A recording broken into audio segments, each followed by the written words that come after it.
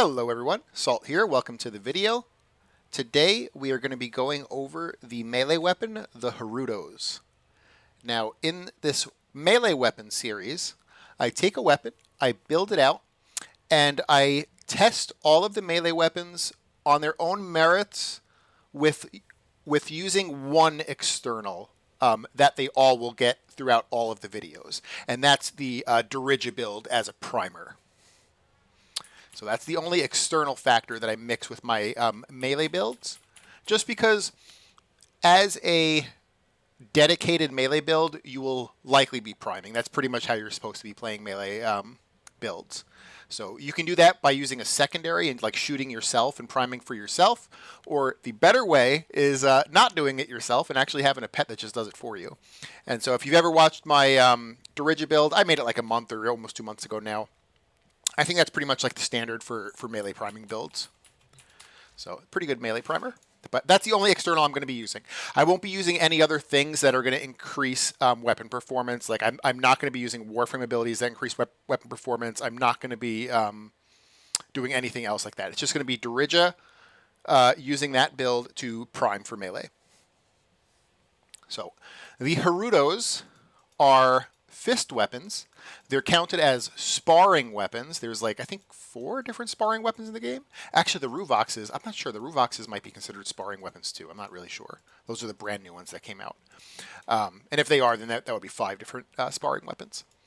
But the Hirudo is one of my favorite weapons in the game for melee because it has a very good utility effect where it actually has lifesteal on it. So even if you're not playing a dedicated melee build, you can, like if you were playing a ranged build, you can still use the Hirudos if you have a build that maybe lacks a way to get your health back. You know, all you have to do is punch a dude and bam, you're back up to full health. So let's get into the Hirudos here and we'll explain them a little bit. Okay, so the big thing with the Hirudos is going to be the unique trait here. So critical hits have a 5% lifesteal. It doesn't seem like a lot, but 5% is actually quite a lot because Warframes do ridiculous amounts of damage. So 5% of your ridiculous damage is usually healing you in like 1 or 2 hits. And it increases your maximum health by 5% for 15 seconds. So it stacks up to 25%. That is based on your base health. So it's not as impressive as you would think it is. Even on a Naros who has very high base health, it's still not very impressive. So this invigorated buff is more useful for the lifesteal effect out of it. And it's very useful for the lifesteal effect. Until you get to like, you know, halfway to level cap where enemies are like 4,000 or 5,000 levels, you can pretty much be immortal on a health and armor build just using the Hirudos because they'll heal you quicker than anything's going to do damage to you. Of course, at a certain point, when enemies are so high, like when you start getting closer to level cap, enemies are doing so much damage that they can just one-shot you at that point. But you know, that's very later on. So, okay. Other interesting things about this, it has a high crit chance, it has a good crit multiplier, it has a pretty poor status.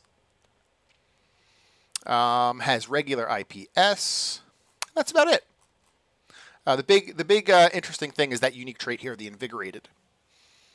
So I have 2 builds here. I have the Hirudo main, which is a build that's going to be focused on using the Hirudo as a main damage source. You are going in specifically as a melee build using Dirija as your melee primer, and that's what this build is for. The secondary build is actually the build that I am using the most in my normal day-to-day game. I'm not a huge melee player. I like to use guns most of the time. And the secondary build is a melee build that you can just whip out when you need to. So like let's say you're going against the Acolyte that has the Zephyr buff. So, you know, he puts the Zephyr buff on himself. You can't shoot him. You have to switch to melee. And so you could whip your Hirudos out. You can do max damage. And then when your target is dead, you switch back to your ranged weapon. So the difference between these two are basically this secondary build is going to act as if you weren't using Dirija as your primer and that you were just switching to it briefly to do some damage. So mods like Blood Rush and Weeping Wounds that need to have combo count to get their full potential are not going to be useful on the Whip It Out build, on the Hirudo secondary. That's what I like to call it, the Whip It Out build. So on the Whip It Out build, you know, when you whip it out, you're not going to have time to get your combo count to max stacks. So the secondary build basically doesn't use Blood Rush and Weeping Wounds. There's some other differences to it, but we'll get to that. Okay, the Hirudo main build. There was a video I did about a month ago on the Vitrica, and I didn't really like how I did the Vitrica format. For a long time I've been trying to figure out how I was going to do the melee format, mostly because all of my ranged builds, they don't use external things. But with melee, you kind of have to. Like you're going to be priming if you're doing a focused melee build, so you kind of have to use an external primer when I'm showing these builds off.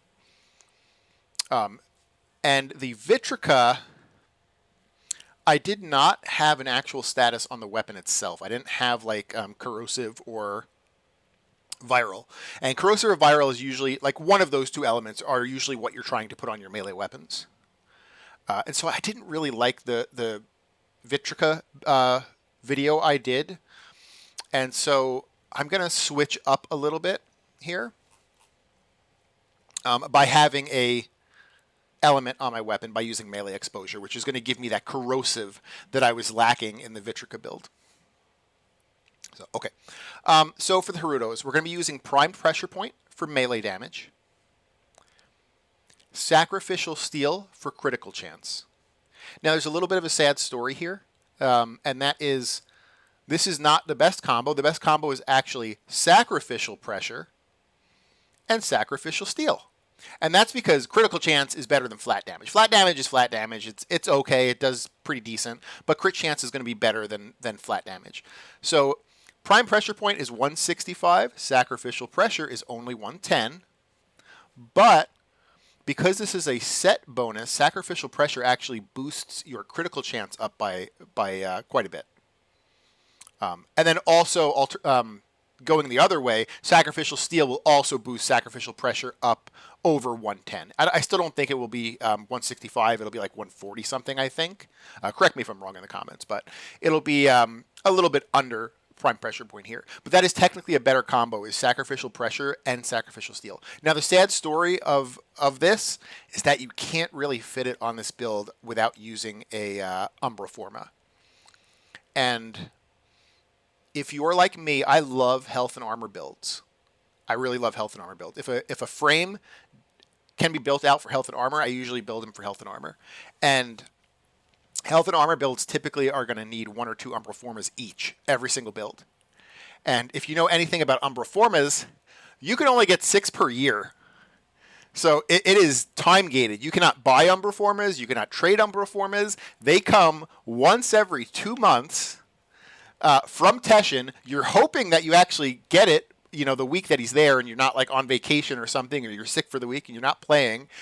So they only come, you only can get them 6 times per year. You can get an extra one if the Nora seasonal, it's not really seasonal, it's almost like yearly. The Nora thing changes. Rank 29 usually has a Umbra Forma. And on very rare occasions, a Twitch drop, like if they're doing like a very special thing on Twitch, like they'll have like a Twitch drop of an Umbra Forma, but that's super rare. Most of the time, you're getting 6, maybe 7 with the Nora switch up. And so I don't think it's worth putting an Umbra Forma on a melee weapon, unless like it is your favorite melee weapon in the game, and you're always going to use that weapon. Other than that, I am never going to spend an Umbra Forma on a melee weapon. Okay, I've over-explained that thing. That was my little soapbox complaining about Umbra Formas and how they're so hard to get. Okay, Amalgam Organ Shatter is going to give us crit damage and heavy attack wind-up speed. With Tennokai, we heavy attack like crazy nowadays, so heavy attack wind-up speed is going to be super good. The regular Organ Shatter is 90% critical damage. You only lose out on 5% critical damage, and your heavy attacks are like way quicker to do. So I like Amalgam a lot better. Critical Might is going to give you 60% critical damage. And then you also get a little effect down here where you get a little bit more melee critical per combo count, which is nice. Next here we have Condition Overload. Condition Overload is going to give us 80% flat damage per status type affecting the target. So not very impressive when you look at the actual weapon itself and its low status chance, but our Dirija is going to be applying 6 to 8 statuses consistently to enemies around us. So, 6 to 8 statuses times 80% flat damage is quite a lot of flat damage. All right, next we're going to have Berserker Fury. Berserker Fury is going to give us a 70% attack speed increase. Very good. And then we have our 2 mods here that are going to be our stacks with combo multipliers. This is going to be the critical chance stacks with combo multipliers. This weapon already has a very high critical chance, so this is going to give you even higher. It's going to go up to crazy numbers. And Weeping Wounds, because this weapon has a very low status chance, Weeping Wounds doesn't get you to a very high status chance, but it gets you to at least a respectable status chance to be consistently putting corrosive procs on things. So 40% chance per combo multiplier. So, status chance is 11. So 40% of 11 is like 4 point something. Let's just say 5 for it to be a nice even number. Let's say you're at 10 combo stacks. I mean, I know you can get higher than that, but let's just say 10 because that's another simple number to work with. That's going to be at 61% status chance. 61% status chance is good enough. That's a good enough Weeping Wounds will get you to. And it'll probably be higher than that because you can get to over 10 combo count.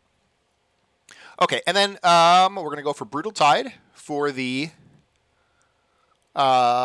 stance. Sorry, couldn't figure out that word. Brutal Tide for the stance. The stance is literally going to be up to you. This is a personal preference. I like Brutal Tide because the weapon actually starts with the dash. What is this? Naramon. So the weapon actually starts with Naramon. If you wanted to use Grim Fury, you would actually have to format that out. But the stance is just personal preference. If you like the moveset of Grim Fury more than Brutal Tide, then use it. Hey, that's no problem. And then Dreamer's Wrath is going to be our Exilis for the Tennokai mod there. Gives us a little bit more Tennokai opportunity chance. I'm an older dude. I don't have like great reflexes, so increasing my chance to press that button helps me a little bit. But also you get 32% crit damage, which is great for this weapon because this is super high crit chance. So even despite like that first part that I like because of the opportunity chance, I think just the crit damage is worth this Exilis being like the best choice there. Alrighty, and then for the Arcane, we're going to be using Melee Exposure. Melee Exposure is going to give us Corrosive. So normally, like I was saying, you normally either putting Corrosive or Viral on your melee weapons, and normally you have to spend 2 mod slots. You have to spend 2 mod slots putting Corrosive and Viral. Well, not Corrosive and Viral. Corrosive or Viral you're usually putting on your weapon. But because of this Arcane, you can get it in 1 Arcane slot instead. So you spend your Arcane slot to get that Corrosive, and then you have 2 free mod slots to do other things with. And that's pretty much the build here. The only thing that some people like and some people don't like is Primed Reach. Some people really like using Primed Reach because it lets you hit more targets, and some people really don't like using Primed Reach because it neuters your damage. It neuters your damage to be able to hit more targets. Like, there's like a trade-off basically. So, Primed Reach would pretty much go over Prime Pressure Point likely because you're going to get more flat damage out of Condition Overload. But if you were to use that the set, then you wouldn't want to put it over Sacrificial Pressure. You might want to put it over like maybe Weeping Wounds if you don't care about like getting rid of your Corrosive, but I don't know about that. I personally am not going to be using Primed Reach, but Primed Reach is a mod that some people really like using. Yeah, and that's it for this build here. This is the dedicated melee build. This is how you would build the Hirudos for a dedicated melee. Now I'm going to show you the Whip It Out build. This is the Whip It Out build. Pretty much the same thing. The only difference is that we are whipping this out. You're mostly using a ranged weapon, and in some weird circumstances, you do have to switch to melee. You know, like you get the Zephyr Acolyte that you can't shoot, so you have to switch to melee. Or the Acolyte's just beating the shit out of you and has you in a corner, and you can't really aim in and get good headshots on him, so you might have to switch to melee and beat him up. Things of that nature. Or maybe you're out of ammo and you have to switch to melee. Things like that. So in that case, you whip out your melee. You want to do quick damage, and then you want to go back to your ranged. And because of that, we're not using these two mods here that need to stack with critical or with combo multiplier. Because we're literally not building combo on this whip it out build. We're just switching to it, beating the shit out of something, and then switching back to our ranged. So for this, we're actually going to be putting corrosive on our weapon. We're not going to be using corrosive here because remember, this arcane melee exposure, this needs to stack over time. You need to cast abilities, and every time you cast an ability, you get 60% corrosive, and then you get another 60% corrosive, and then you get another 60, and it keeps stacking to 240. Well, we're not going to have time. Again, this is the whip it out build here. So on the whip it out build, we're not going to be stacking that. We need to have something that has immediate effect. And so we're putting corrosive on the weapon itself.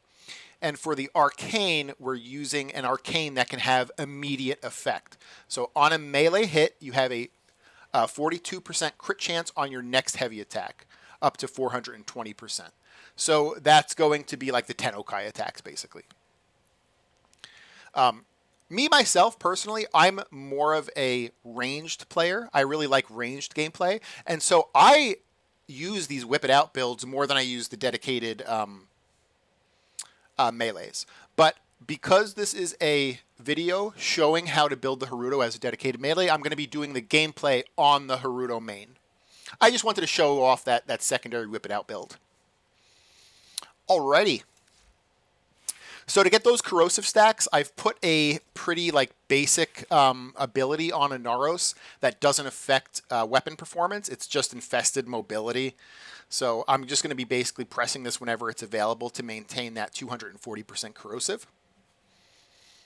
Yeah, that's pretty much it. Nothing else on the Inaros is going to increase weapon performance. The pet is going to be the Dirija that I built out for that video. So if you're interested in that, make sure you watch that video. There's a lot to it. I don't want to go over it again there. And that's it. So I'm going to show this on a Kuva Survival.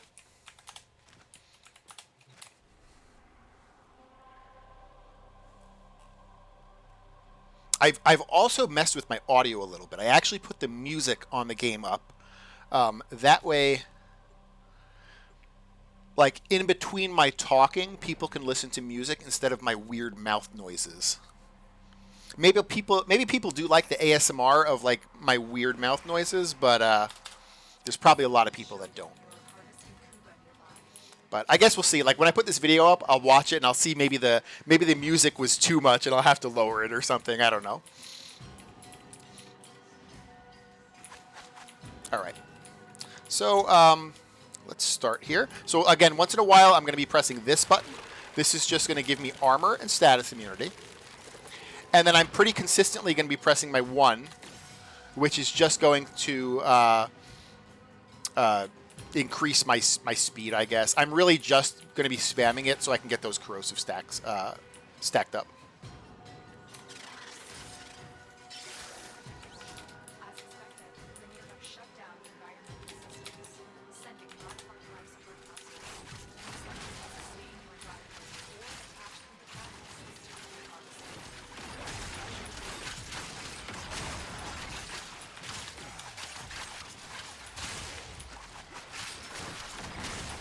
Oh, I've also switched to using Naramon for the melee builds, just so, in cases where I have to go for life supports and stuff, I'm not losing all my stacks all at once. I'm only losing a few stacks. It helps with melee builds, Naramon.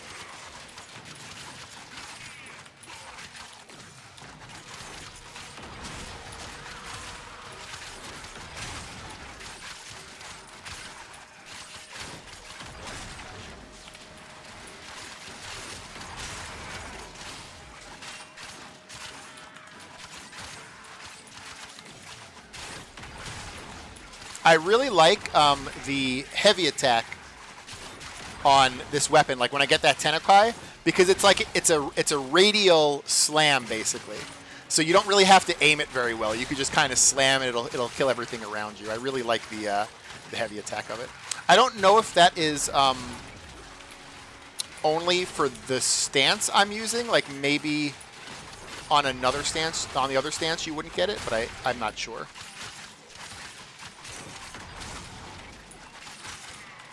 I do like the stance, so I am happy with the stance. I can't remember what the other stance did, though, so...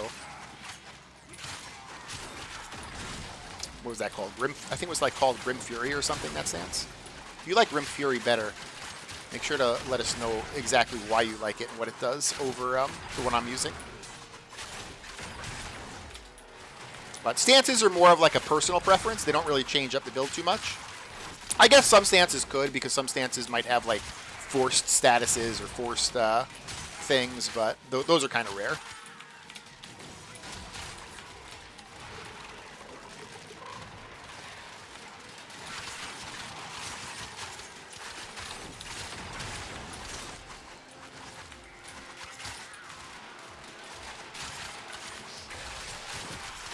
So I think with the melee format, I'm only going to be doing Kuva Survival. I don't think I'm going to mix it with Lewis Circulus, just because melee builds are pretty basic. You just like kind of run around beating the shit out of things. Like I don't think I need to show 20 minutes of me running around like beating the shit out of targets. If someone wants to see that, or if like the majority of people want to see that, make sure to let me know. But I think most people probably don't want to just see 20 minutes of me pressing the E button or holding the E button down.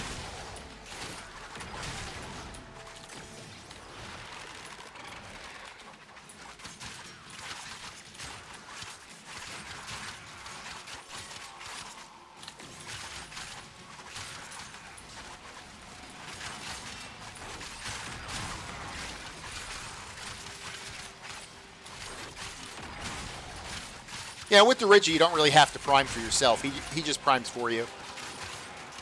I really like the Digi primer. It's one of the reasons, you know, I've played this game for a very long time, but I am mostly a ranged player because I didn't really like the whole melee gameplay where you have to keep switching to prime for yourself and all this other crap.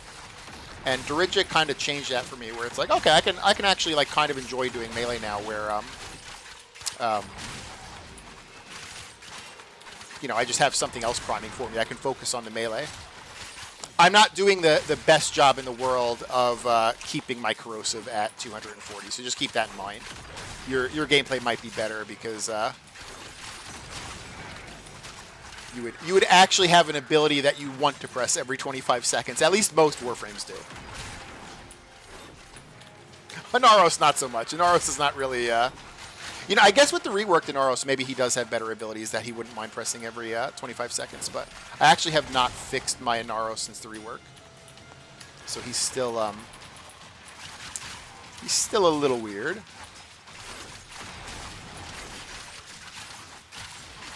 All right, he's down. That was pretty quick. Melee builds are like notorious for being really quick acolyte killers, so I wasn't very surprised at that.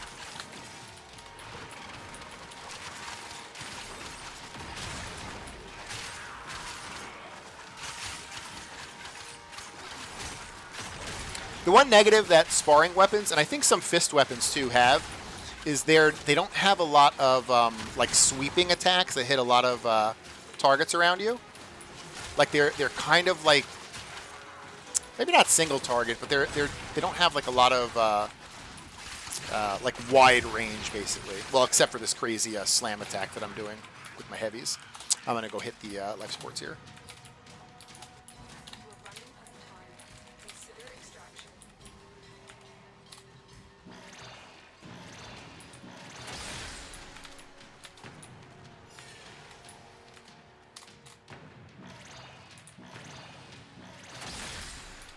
I hope the music is not too loud. I guess we'll see it when I'll review this video after it's up, and if the music is too loud, I mean, obviously I can't change it retroactively, but for the next like melee video or even ranged video, I won't have the music this high. I just thought I was like, I think they'll should be able to hear me, and maybe it'll drown out some of my like mouth noises that I have in between. I need to get a better microphone that has like a little bit more options, a little like can be fine-tuned a bit more. I'm also a little bit tech unsavvy, so like the microphone I have might be able to be tweaked. I'm just not super smart about it.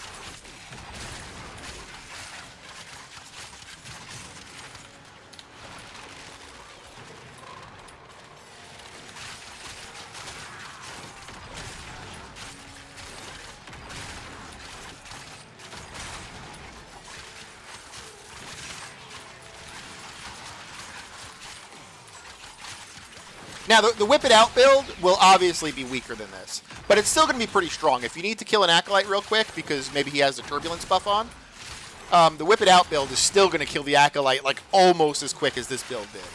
It's just going to be weaker. Like, it is going to be weaker than this one. But if you're mostly a ranged player like I am, you'll get more out of the Whip It Out build because you're not really going to be stacking a combo with the, using a ranged weapon, of course.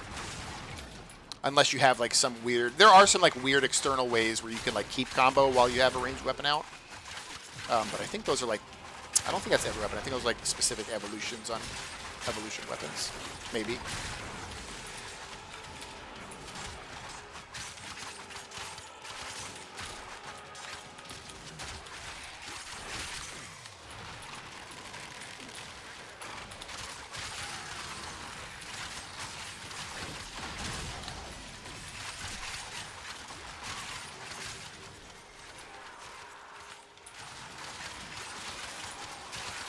Yeah, I was looking for a spammable ability so I can get those corrosive stacks up that wasn't going to affect gameplay. Like, it didn't have, like, a crazy casting time, so I didn't have to be, like, in casting animations all the time.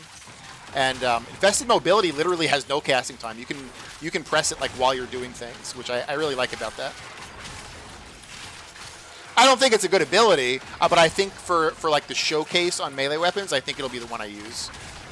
When I need to use that Corrosive Arcane, which will probably be for most builds, because being able to get Corrosive or Viral, well, Corrosive in that case, but being able to get Corrosive on your weapon without actually having to use 2 mod slots is pretty strong.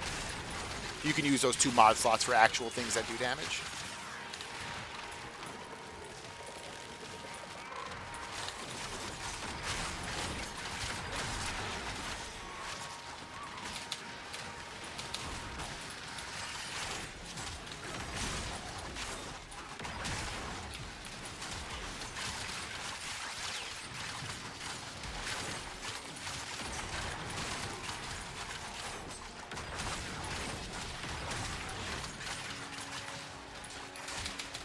And the healing on this Hirudo is pretty freaking crazy. I think that's why, like, the Hirudos are one of my favorite weapons in the game for melee, even as a ranged player, because I'll use the Hirudos on my ranged builds. If I'm building out a Warframe that doesn't have a natural way to heal itself or an easy way to heal itself, I'll just slap the Hirudos on and bam, you have an easy way to heal yourself. You can just switch to your melee, punch a dude once or twice, back up to full health. Don't even have to think about it. You know, some people, they invest on, like, putting Gloom or something on a build just for the lifesteal. Like, imagine not having to do that and just using Hirudos. It's really strong. The weapons themselves, you know, there's probably going to be melee weapons that are a lot stronger than the Hirudos. But that healing effect, oh my goodness, that healing effect is so good. All right, 460 kills, that is above average. Well, actually, I shouldn't say it's above average. I don't know. This is only my second melee build that I've done this testing on, and the first one I wasn't super happy with. So maybe we'll have to establish what the average is over time. So this one got 460 in 10 minutes. So let's head to Extraction.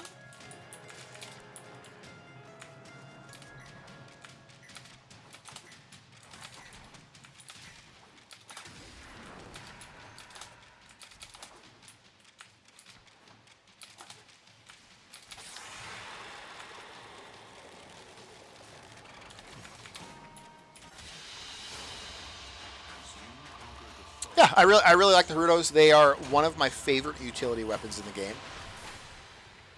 And even not as utility. Like, if you were going to use them as a main weapon, you're just never going to die while you're using them. Unless you're, like, actually at level cap and enemies are, like, level, like, 5,000 and above.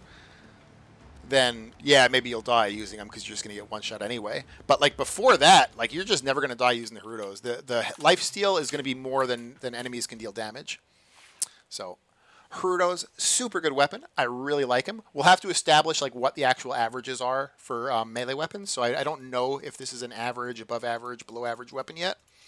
But I would suggest getting him. I would suggest building him out.